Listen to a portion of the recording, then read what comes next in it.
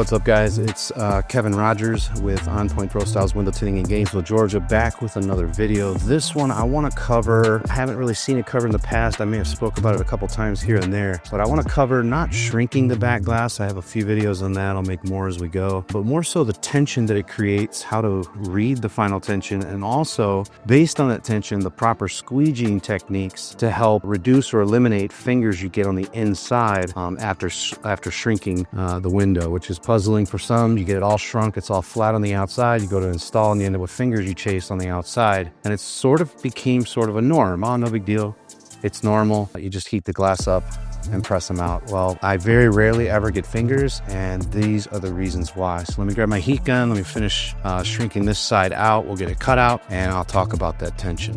Heat gun on high as always. This is High-Tech's Classic 5%. Their Classic is known to be a fantastic shrinking film. I've been using it for years. I absolutely love it. So spared you the time of me shrinking the whole thing. So I'm gonna go ahead and just finish this side here.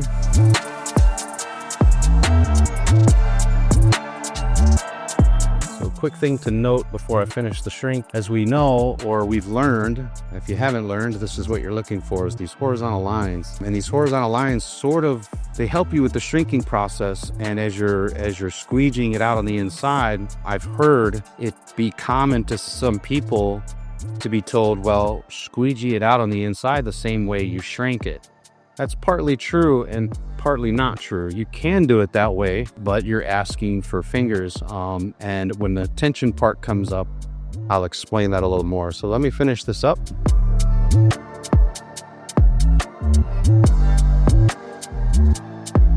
I'm not gonna do anything special I don't normally do with the shrink. Just kind of make some normal passes. We're past where we need to be, but I'll go ahead and finish it up.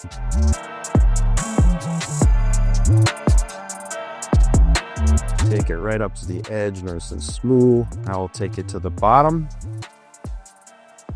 You can see this film just lays down really, really nice. You just kind of let it do its thing. You get those nice horizontal lines. You don't want them to be too puffy, but you don't want them to be too tight, making it much harder to push them out. Also, I'm using a dryer sheet, which with a little bit extra heat can make it a little bit sticky under the bottom side, making it a little more difficult to push that out as well. So don't want to go too far, too much. Kind of take it as you go. Kind of finish this off.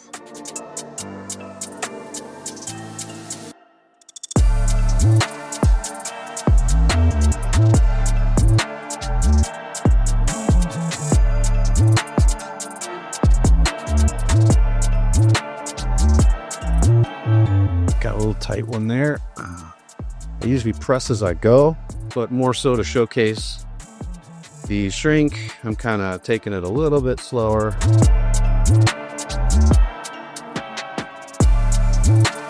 It's a little harder for me to go slower. I almost burned it there, but we were able to recover. Here, just polish off the end here.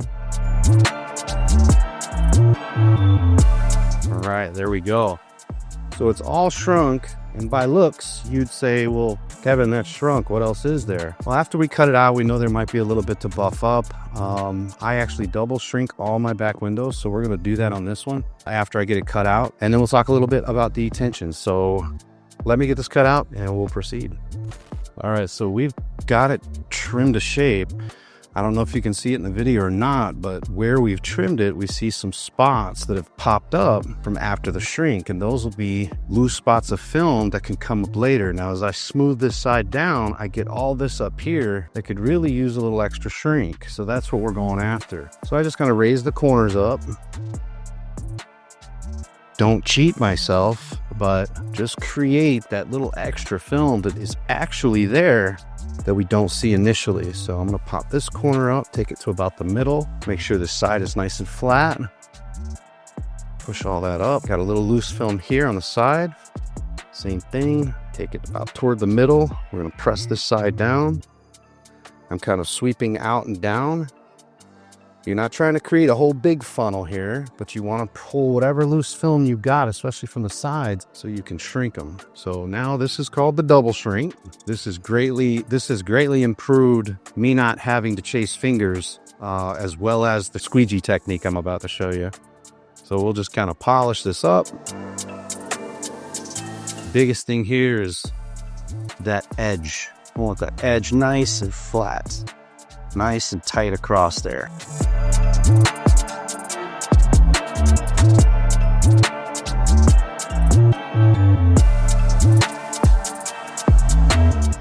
We'll do the same thing to this side. Heat gun's still warming up. There we go.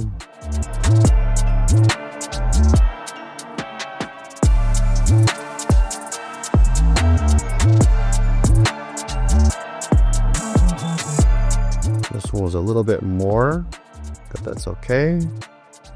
Now we've got nice, good tension on the top and bottom. So based on the tension lines that we saw when we were shrinking, we saw that they were going horizontal like this. So it make you think that that stretch needs to be pushed upward. Well, let me show you something most people don't talk about. I'm gonna raise this whole corner up to about middle and middle. Let it relax. I'm gonna raise this corner up. Let it relax. Same on this side. And what do you see? Obviously you can't answer that. This is a video. A great big circle. What that's actually indicating to us is even though we shrink it up and down, it created a tension toward the curve of the glass, and the curve of the glass is generally in the corners, which is why the corners are what hurts people so much when they're trying to learn to shrink. So the tension is not being pushed straight down, as you can see.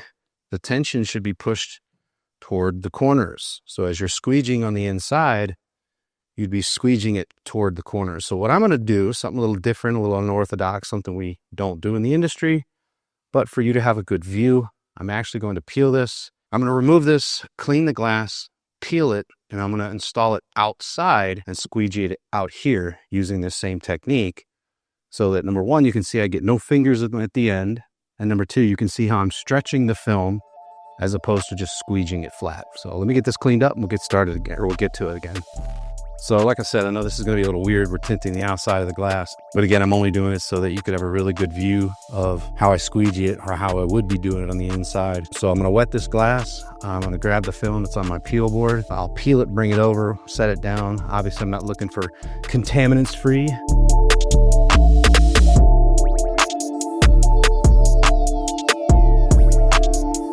All right, so we've got the film laid on here. Just going to wet the outside. When I'm inside the car, I like to make a center tag. Of course, I would sweep out these larger bubbles with my hand on the inside. So I'll start coming this way with it. So it's not terrible to do just a center swipe, but I tend to try to, as I'm going, I'm trying to stretch the bottom and the sides down toward the corner as I'm squeegeeing. So on the inside, you can kind of hit the side. That's about as far as you can go. And then you go straight to the bottom with that little bit of the rest. And same up here, I sort of just take it in a sort of a circle, keeping that tension stretching out across. I'm also angling my squeegee to push it up toward the corner if I'm pushing out to the sides. And I'll finish up on the top. Sometimes I'll just do the whole thing all in one, like one big circle. You can see from doing that how you can naturally see the tension is pushing out over the corners. So same thing here, I push to the sides, angling my squeegee for it to go in the direction it's supposed to go. Finish the top. And then same thing on the bottom. I know it looks weird, but I can assure you it's the exact same thing I do on the inside.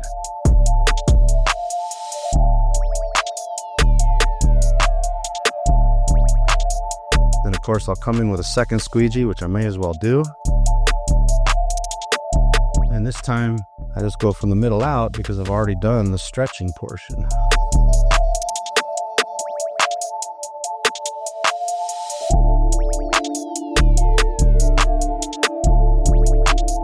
hope you can see in the video, no fingers. This is how I install all back windows and windshields, with the exception of obviously it not being on the outside. Down here, I'm obviously sweeping with another tool, a bulldozer or something like that. But there you go. That's what it should look like. Because of the stretching and the way we sort of pushed it out toward the corners and stretched those edges and the double shrink, you can see I have 0 fingers. And that's important. For me, I look at it like this. The extra few seconds it takes me to do that, the second shrink, may have saved me 1 finger. And as we should know, if we don't already know, 1 finger is a vacuum. As it sucks the water back up underneath it, it's pulling whatever trash and contaminants with it. So 1 finger pops up 1 time, it's guaranteed to pull something with it. Might be small enough it's hard to see, could be large enough it sort of ruins your job. So that's the way I do it. Same way on windshields. I got another windshield video coming up soon, but that's what I wanted to talk about. I want to go a little bit in more depth with that. If you have any questions, reach out to me. If you have questions about this or even anything else, I'm a trainer, so I love training people. This is what I teach in my class, so definitely reach out to me if you need anything. Again, this is Hi-Tech's classic film in 5%. Reach out to them if you have any questions. If you haven't tried their film and you want to try it, reach out to them. It's a fantastic film. It's all I use. I don't know if you see it in the background. It's a top quality film, absolutely top quality premium film.